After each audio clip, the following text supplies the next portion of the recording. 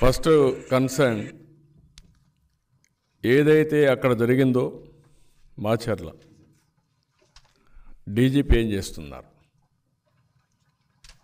మీ police station, మీ police vehicle పైన దాడి జరిగితే మీకు బాధ అనిపిస్తుంది అని అడుగుతున్నా.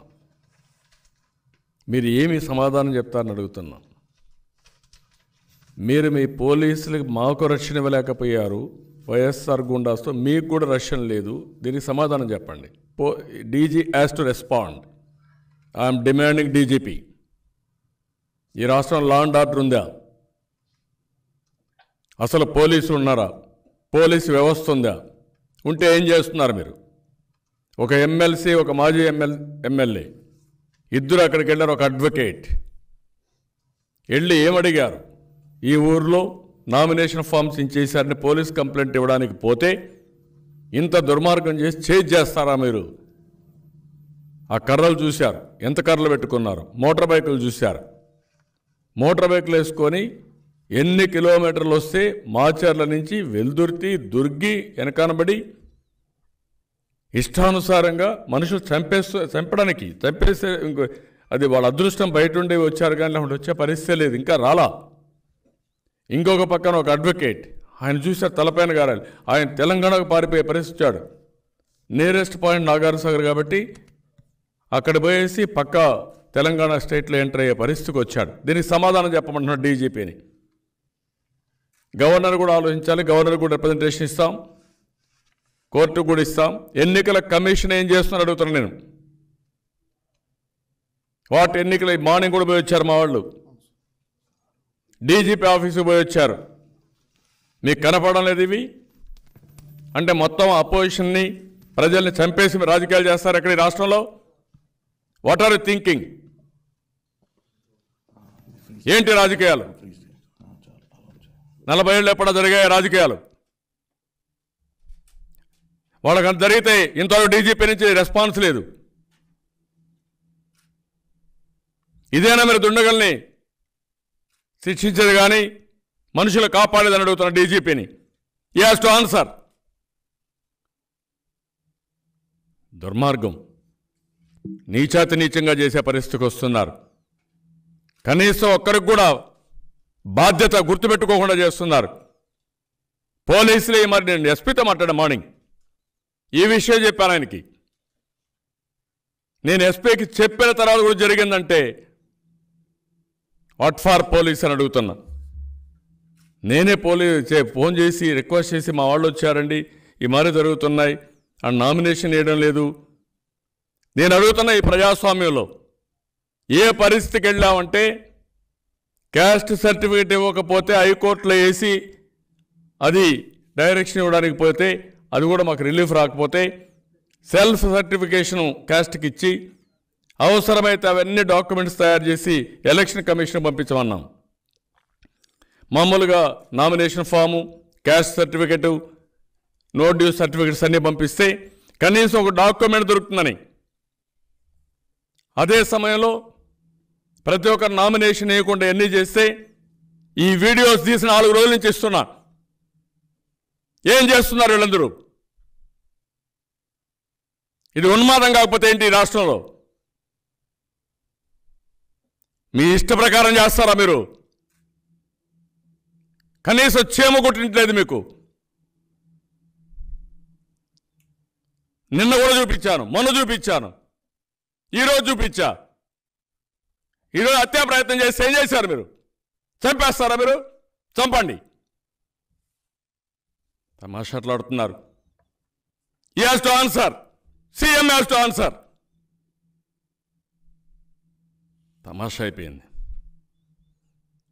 చాలా దుర్మార్గం, చాలా దౌర్భాగ్యమే రాష్ట్రానికి పట్టిన శని. నేను ఎప్పటి నుంచో చెప్తున్నా, పులివెందల పంచాయతీ చేయాలనుకుంటున్నానని చెప్పాను. ఆ పులివెందల పంచాయతీని చేయడానికి ఇవన్నీ దరిద్రం చేస్తున్నాడు. పులివెందల్లో నామినేషన్ వేయడానికి మాకు మనుషులు లేరండి. ఏమనుకుంటున్నాడు ఇతను? ఎప్పుడన్నా ఏ నియోజకవర్గం జరిగిందా? 14 సంవత్సరాలు మేము ఉన్నాం, ఎప్పుడన్నా జరిగిందా? ఇంత అరాచకాలేంటి, ఇంత అసమర్థత ఏంటి? అరాచకాలు చేస్తా ఉంటే గమ్మను చూస్తూ ఊరుకున్నారా మీరు? కంట్రోల్ చేయాలా మీరు? కంట్రోల్ చేయలేని వ్యవస్థ ఎందుకు మనకు? ప్రజలు బ్రతకడానికి లేదా రాష్ట్రంలో? స్వేచ్ఛగా నిలబడడానికి లేదా? స్వేచ్ఛగా ఓట్లేయడానికి లేదా? తిరగడానికి లేదా? They have to answer. తమాషాట్లాడుతున్నారు ఇప్పుడు. డెఫినెట్గా పోరాడతాం. కాశ్మీర్లో కూడా జరగల, బీహార్లో కూడా జరగలేవి. 40 సంవత్సరాల రాజకీయాల్లో ఉన్నా, 20 సంవత్సరాల పార్టీ అధ్యక్షుడిగా ఉన్నా, ఎన్నో ప్రభుత్వాలు చూశా. 22 సంవత్సరాలు మేము అధికారంలో ఉన్నాం, 14 సంవత్సరాలు నేను ముఖ్యమంత్రిగా ఉన్నా. ఏంటి దరిద్రం? ఏంటి దారుణం? ప్రజలకు పడదా? ప్రజలే నిర్ణయించుకోవాలి. నిర్ణయించుకుంటారా? ఈ రాష్ట్రాన్ని శాశ్వతంగా తాకట్టు పెట్టుకుంటారా? మీరు నిర్ణయించుకోండి. ఆ మాట నేను అడుగుతున్నాను మిమ్మల్ని. ఇవి చూసిన తర్వాత సరే ప్రజలకు కదవాలి. ఇది చూసిన తర్వాత రాజకీయ పార్టీల్లో కనువిప్పు కావాలి. ఇది పద్ధతి కాదు. ఒక ప్రొసీజర్ ఉంటుంది దేనికైనా, హద్దులు ఉంటాయి. హద్దులు అన్నీ క్రాస్ అయిపోయారు. డే 1 మేము చెప్తానే ఉన్నాం, ఇవన్నీ జరుగుతాయని చెప్తా ఉంటే లెక్క పెట్టుకోకుండా వాళ్ళిద్దరు చనిపోతే ఎవరండి బాధ్యత? ప్రజాస్వామ్యం అంటే ఇదేనా? ఈ ప్రజాస్వామ్యాన్ని కాపాడడానికి వాళ్ళ ప్రాణాలు ఇవ్వాలనా? డీజీ కనపడలా ఇవన్నీ? ఆ రక్తం అడుగులు కనపడలా ఆయనకు? మీకు బాధ అనిపించలేదా? ఆంధ్రప్రదేశ్ రాష్ట్రం నుంచి తెలంగాణ రాష్ట్రానికి పారిపోయారంటే బాధ అనిపించదా? ఒక అడ్వకేట్ని, హైకోర్టు అడ్వకేట్ని. To answer all these things. ఏ విధంగా కండక్ట్ చేస్తారో చెప్పాల్సిన అవసరం ఉంది. ప్రజాస్వామ్యాన్ని బలేస్తారా మీరు? మీ స్వార్థం కోసం, మీ నీచమైన రాజకీయాల కోసం. 9 నెలల నుంచి చెప్తున్నాం ఇవన్నీ జరుగుతున్నాయని. అసెంబ్లీలో మాట్లాడినారు, ఇష్టానుసారంగా చేస్తారు, అందరి మీద తప్పుడు కేసులు పెడతారు. ఇప్పుడు వచ్చి ఇవన్నీ చేస్తారు. మీరు ఏమనుకుంటున్నారు? ఇవన్నీ ఎక్కడ తీసిపోతారు రాష్ట్రాన్ని? వల్లకాడు చేస్తారా మీరు? అందరిపైన దాడులు, మాట్లాడితే ప్రతి ఒక్కరిపైన దాడులు. మొత్తం 7 మండలాలు పోటీ చేయడానికి వీల్లేదు. పులివెందుల ఎంపీటీసీలు, జెడ్పీటీసీలు ఏది పోటీ చేయడానికి వీల్లేదు. ఎందుకు? మీకు పాపులారిటీ ఉంటే ఎందుకండి భయపడతారు? ఎందుకు పిరికితనం? అంటే మీరు డెమాన్స్ట్రేట్ చేయాలనుకున్నారా? ఎక్కడా ఎన్నికలు జరగవు, నేను చెప్పింది శాసనం, నేను చెప్పిన నడుచుకోవాలి, లేకపోతే రాష్ట్రంలో ఎవడు బతకడానికి వీల్లేదనా? ఎక్కడిదండి ఈ ఉన్మాదం? ప్రతి ఒక్క ప్రజలను అప్పీల్ చేస్తాం, చేతులు దండం పెట్టి అడుగుతున్న ప్రజలందరినీ మీరు ఆలోచించుకోండి. మేము కూడా పోరాడతా ప్రజాస్వామ్యాన్ని కాపాడుకోవడానికి. మా ఒక్కరితోనే కాదు, మీకు బాధ్యత ఉంది. వద్దంటారు చెప్పండి, మీరే చెప్పండి. మీరు ఎలక్షన్ నిలబడద్దని చెప్పండి, మేము నిలబడం. ఆ విషయం కూడా ప్రజలే చెప్పాల్సిన అవసరం ఉంది.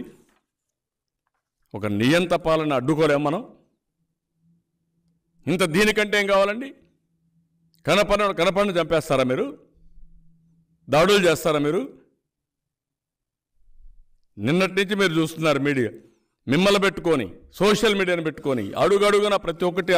అంటే నేను ప్రతి ఒక్క నిమిషం పిటిషన్లు పెట్టుకుంటూ ఎన్నికలు నిర్వహించాలనా? స్వేచ్ఛ లేదా మాకు?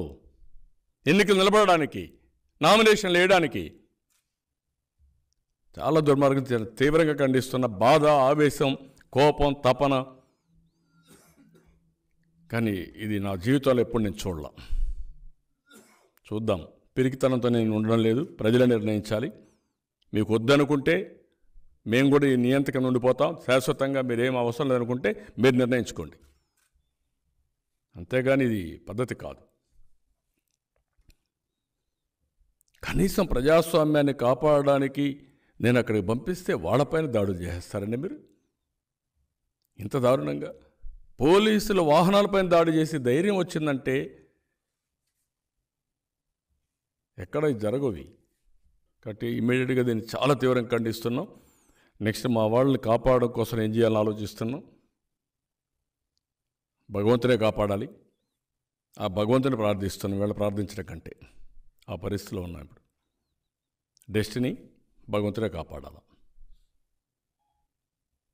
మనుషులు ఫెయిల్ అయినప్పుడు దీనికి దేవుడి యొక్క ఇదే ఉండాల్సిన అవసరం ఉంది. ఆ విషయం గుర్తుపెట్టుకోవాల్సిన అవసరం ఉంది. ఎంత దుర్మార్గం అండి! ఆ కర్రలు చూడండి, ఎంత ఆ కర్ర.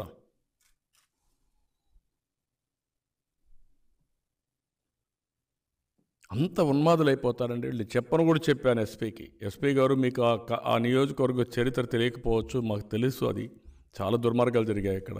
ఎన్టీ రామారావు గారు కూడా వచ్చారు అప్పుడు. రాజీవ్ గాంధీ హత్య తర్వాత మొత్తం ఆస్తులు నాశనం చేస్తే అది కూడా చెప్పా. మీరు కొంచెం అసర్టివ్గా ఉండండి అని చెప్పా. దానికంటే ఏం రిక్వెస్ట్ చేస్తామండి మేము? ఎవరికి రక్షణ ఉంది రాష్ట్రంలో? ఇంట్లో ఉంటే రక్షణ, బయట పోతే రక్షణ, బయట వస్తే రక్షణ, ఆఫీస్కి వస్తే రక్షణ అని అడుగుతున్నా. చాలా బాధ. దీన్ని చాలా తీవ్రంగా ఖండిస్తున్నా, గ్రహిస్తున్నా. ప్రజలు అర్థం చేసుకోమని కోరుతున్నా.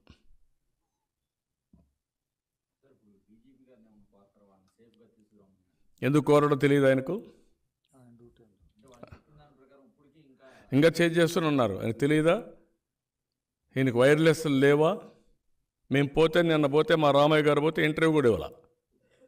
చెప్పుకోవడానికి కూడా అవకాశం ఇవ్వలేని డీజీపీ ఉన్నాడు. ఈరోజు మార్నింగ్ మళ్ళా రమ్మంటే మా అశోక్ బాబు గారు, అదే మరి రామకృష్ణ ఇద్దరు పోయి వచ్చారు. మార్నింగే పోయి ఇచ్చే వచ్చారు, ఉదయం పోయి వచ్చారు.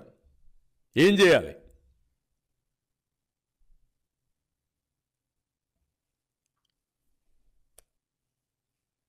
అంటే ఇంకా మాకు మమ్మల్ని కాపాడండి అని కాళ్ళు పట్టుకోవాలా? బాధ్యత లేదా మీకు? మాట్లాడితే ఎదురుదాడి చేస్తారు పోలీసులు కూడా. ఇది దీనికంటే ఏం కావాలంటే అన్ని దిక్కలు ఇదే మార్గం ఉంది. వదిలిపెట్టేస్తాం. మళ్ళీ చూపండి, పోలీసు వ్యాన్ పైన దాడి చేసింది చూడండి ఒకసారి. వాళ్ళకే రక్షణ లేకపోతే ఎవరికి రక్షణ ఇస్తారండి? గూండాలు పెంచి పోషించుకుంటే మీకు అట్లే ఉంటుంది. ఈ ఉన్మాదులు వస్తాయి.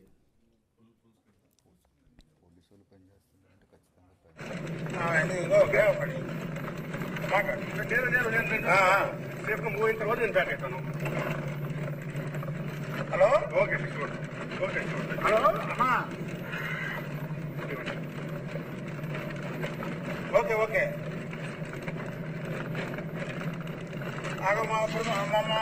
ఒకసారి మనం ఎటు లేదండి, గురజాల వైపు నుంచి వెళ్తామన్నా. రోడ్డు చూడండి. ఇక మేము గుంటూరు పార్టీ ఆఫీస్ గారికి వచ్చి అక్కడ గట్టిగా ఇది చేద్దాం.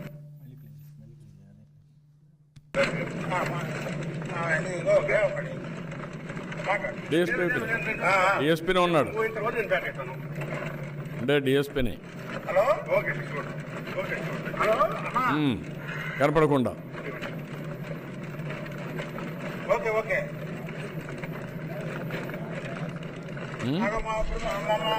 అద్దాలన్నీ పగిలిపోయినట్టున్నాయి. లేదండి, గురజాల వైపు నుంచి వెళ్తామన్నా.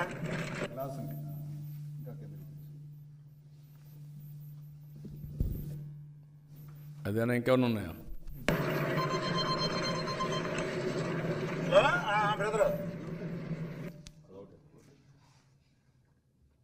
ఆ వెహికల్ కూడా ఇదే. ఎంత గ్లాస్ పగిలిపోయింది కూడా వేసారు.